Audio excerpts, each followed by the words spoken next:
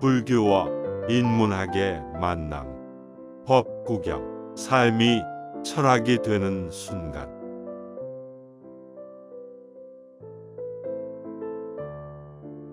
법 구경 제1장 대구의 장. 인생은 싸우기엔 너무 짧은 축제. 등산을 하다 보면 정상에 가까워질수록 배낭의 무게가 천근만근으로 느껴질 때가 있습니다. 그럴 때 우리는 잠시 멈춰 서서 배낭을 열어봅니다. 불필요한 물건은 없는지, 혹시 내가 무거운 돌덩이를 넣고 걷는 건 아닌지 확인해 봅니다. 그런데 여러분, 우리네 인생이라는 등산길은 어떻습니까? 혹시 여러분은 지금 눈에 보이지 않는 거대한 배낭을 메고 계시지는 않습니까? 그 배낭 속을 한번 들여다보십시오.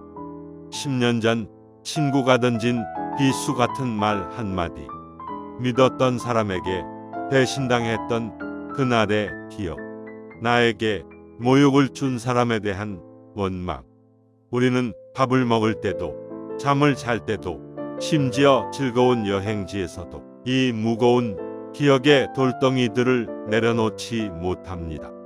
그때 내가 참지 말았어야 했어. 반드시 갚아주고 말 거야. 이렇게 되뇌며 스스로 배낭의 무게를 더 늘리고 있습니다. 오늘 우리는 법구경의 말씀을 통해 이 무거운 배낭을 시원하게 벗어던지는 법을 배우려 합니다. 그리고 영상의 마지막에는 저와 함께 그 짐을 비눗방울처럼 가볍게 날려보내는 시간도 가질 예정이니 끝까지 함께해 주십시오. 가벼워질 준비 되셨습니까? 본격적인 이야기에 앞서 오늘 우리 마음을 씻어줄 부처님의 말씀을 먼저 가슴으로 들어보겠습니다. 법구경 3절부터 6절까지의 말씀입니다. 그는 나를 욕하고 상처 입혔다. 나를 이기고 내 것을 빼앗았다. 이러한 생각을 품고 있으면 미움이 가라앉지 않는다. 그는 나를 욕하고 상처 입혔다. 나를 이기고 내 것을 빼앗았다. 이러한 생각을 품지 않으면 마침내 미움이 가라앉으리라. 원한으로 원한을 갚으려 하면 그 원한은 결코 사라지지 않는다. 원한을 버릴 때에만 사라지나니 이것은 변치 않을 영원한 진리다. 우리는 이 세상에서 언젠가 죽어야 할 존재임을 깨닫지 못하는 이가 있다. 이것을 깨달으면 온갖 싸움이 사라질 것을. 참으로 맑고 서늘한 가르침 아닙니까? 이제 이 말씀 속에 담긴 깊은 뜻을 하나씩 풀어보겠습니다. 불교적 시각, 냇가에 두고 온 여인. 먼저 3절과 4절을 보겠습니다. 여기서 부처님께서 말씀하신 생각을 품는다는 것은 마음속에 매듭을 꽁꽁 묶어둔다는 뜻입니다. 상황은 끝났는데 마음은 끝나지 않은 상태입니다. 이와 관련하여 불교에는 아주 유명하고도 아름다운 일화가 하나 전해집니다. 오늘 이 순간 나의 이야기로 다시 한번 들어보십시오. 어느 날 노스님과 젊은 스님이 수행을 마치고 길을 떠났습니다. 한참을 걷다 보니 비가 와서 물이 불어난 냇가를 만나게 되었습니다. 그런데 냇가 앞에서 한 여인이 건너가지 못한 채 발만 동동 구르고 있었지요. 그때 노스님이 주저없이 다가가 여인에게 등을 내밀었습니다. 낭자, 내 등에 업히시오. 노스님은 여인을 업고 성큼성큼 냇물을 건너 건너편에 여인을 내려주고는 아무 일도 없었다는 듯 다시 길을 걸었습니다. 그런데 뒤따르던 젊은 스님은 표정이 굳어졌습니다. 아니, 수행자가 여인의 몸에 손을 대다니 계율을 어긴 것 아닌가? 젊은 스님은 걷는 내내 그 생각이 머릿속을 맴돌아 괴로웠습니다. 그렇게 1시간, 2시간을 걷다가 결국 참지 못한 젊은 스님이 노스님께 따져 물었습니다. 스님, 아까 어찌하여 여인을 업으셨습니까? 출가 수행자가 그래도 되는 겁니까? 그러자 앞서가던 노스님이 멈춰 서서 빙그레 웃으며 대답했습니다. 이보게, 나는 그 여인을 아까 냇가에 내려놓고 왔는데 자네는 아직도 그 여인을 등에 업고 있는가? 구독자 여러분, 머리를 한 대 맞은 듯하지 않습니까? 젊은 스님은 몸으로는 짐을 지지 않았지만 마음으로는 2시간 내내 여인을 업고 있었습니다. 원망과 의심의 짐을 스스로 짊어진 것입니다. 바로 이 지점에서 부처님께서는 좀 전에 낭독해드린 법구경 5절을 통해 미움을 끊어내는 영원한 진리를 다시 한번 강조하십니다. 원한으로 원한을 갚으려 하면 그 원한은 결코 사라지지 않는다. 원한을 버릴 때에만 사라지나니. 그렇습니다.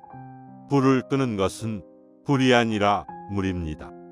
미움을 끄는 것은 더 큰 복수심이 아니라 노스님처럼 끝났다 하고 툭 털어버리는 내려놓음입니다. 냇가에 짐을 내려놓은 노스님의 마음이 바로 5절의 진리를 실천한 모습입니다. 지금 여러분을 힘들게 하는 것은 지나간 사건이 아니라 그 냇물을 마음속으로 퍼담아 계속 마시고 있는 여러분 자신의 집착일지도 모릅니다.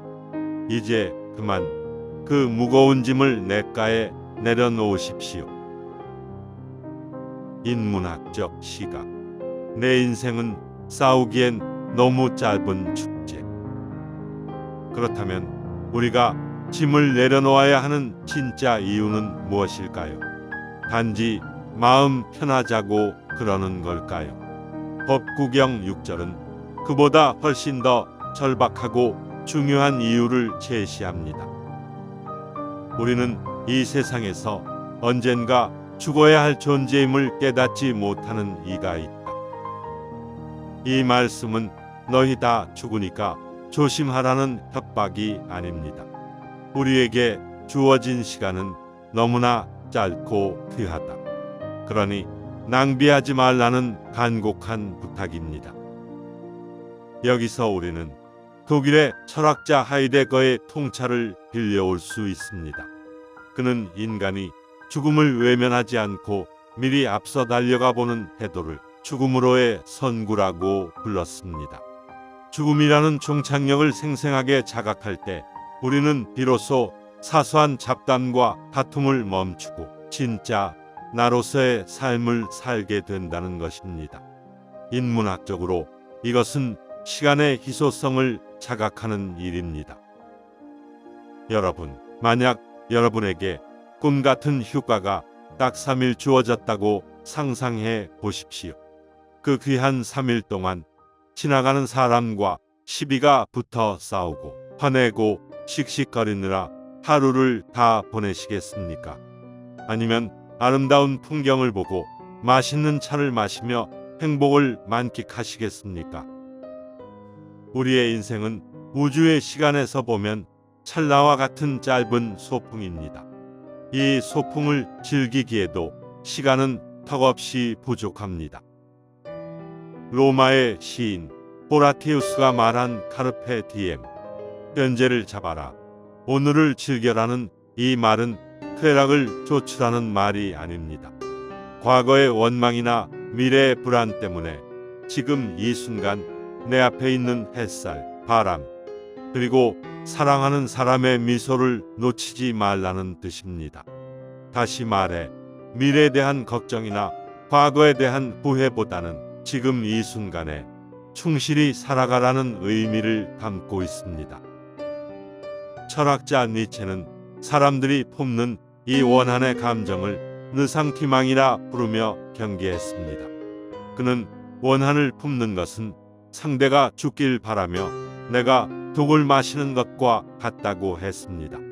미움에 사로잡혀 있는 동안 나는 내 삶의 주인이 아니라 그 기억의 노예가 되기 때문입니다. 심리학에서는 이것을 주의력의 전환이라고도 합니다. 나를 괴롭힌 사람에게 집중하던 에너지를 나를 행복하게 하는 일로 돌리십시오. 르상티망의 독잔을 내려놓고 내 삶의 축제를 즐기는 것. 그것이야말로 최고의 복수이자 가장 현명한 승리입니다. 수본진심. 마음이 탁 트이는 1분의 마법. 그렇다면 여러분, 지금 이 순간 우리 마음을 어떻게 가볍게 만들 수 있을까요? 거창한 수행이 필요한 것이 아닙니다. 아주 잠깐 재미있는 상상을 하나 해보겠습니다. 지금 여러분의 마음속에 떠오르는 미운 사람 혹은 지우고 싶은 억울한 기억이 있습니까? 그 기억을 마음속에서 꺼내어 후 하고 불면 날아가는 비눗방울 안에 쏙 집어넣는다고 상상해 보십시오. 투명한 비눗방울 속에 갇힌 그 미움이 공중으로 둥실 떠오릅니다. 점점 멀어집니다.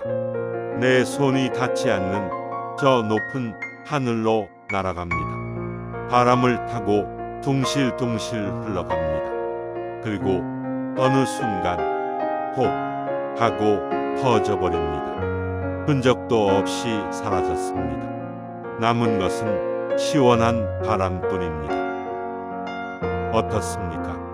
상상만으로도 가슴 한구석이 조금 시원해지지 않으십니까?